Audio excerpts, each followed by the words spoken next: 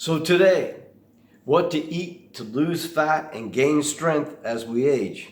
Let's get into it. Let's get into it. Come on now.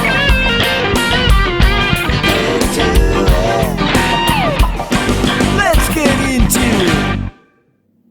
Hey, I'm Dan Dwyer and welcome to Live Center Stage, everybody, your channel for discovering that it's never too late to live your passion.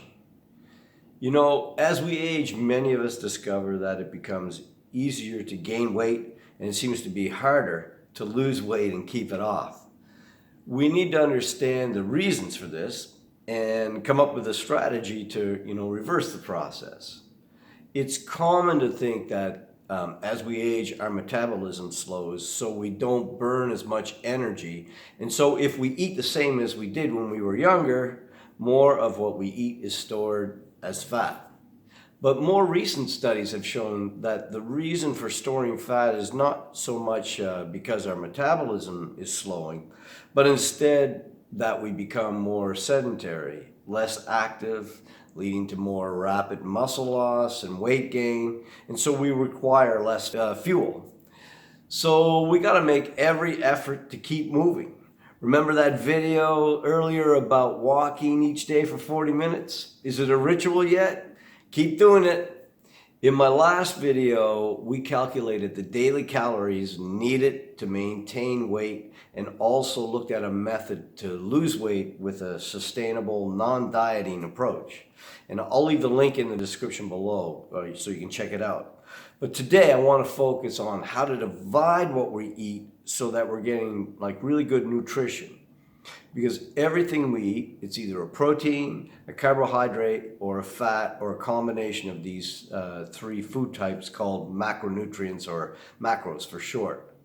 And most diets adjust a percentage of these macros. Like, for example, the keto diet is a very low carb, very high good fat, and very moderate protein diet.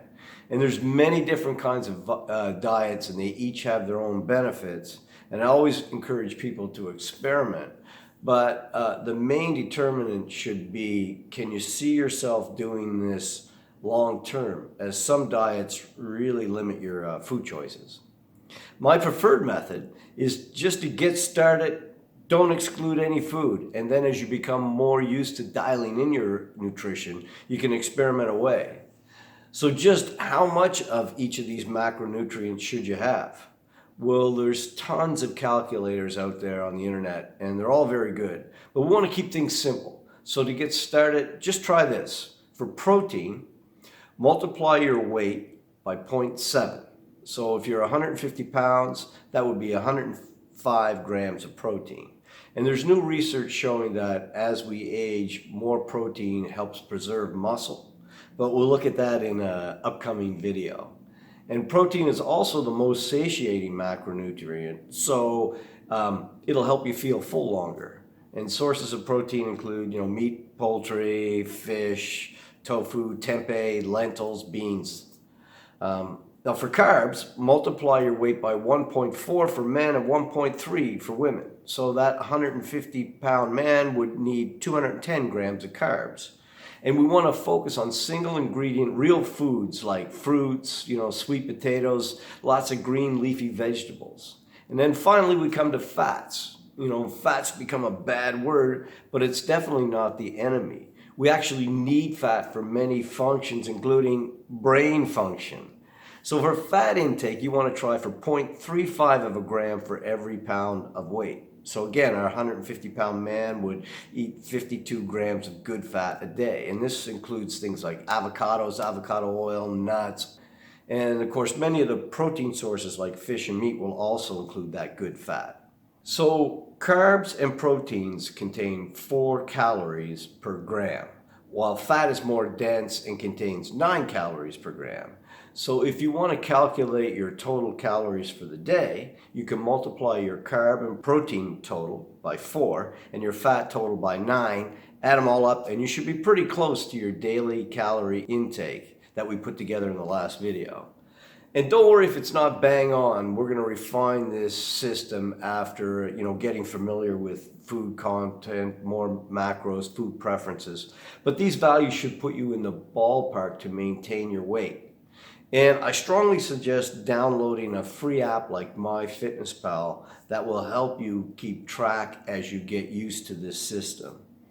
Try tracking what you eat for a few weeks, and as many people are surprised by, like the macro amounts in different foods. So if you want to drop weight, you can reduce the macronutrient amount by 10 to 20%. But I suggest trying to focus on hitting these numbers for the first few weeks and just get used to this way of eating. Remember, you can always burn more energy through exercise, like that walking we suggested in that earlier video. But you can never out-exercise a bad diet. In the next few videos, I'll be sharing some great tasting meal ideas along with some exercise options to feel like a kid again, only better.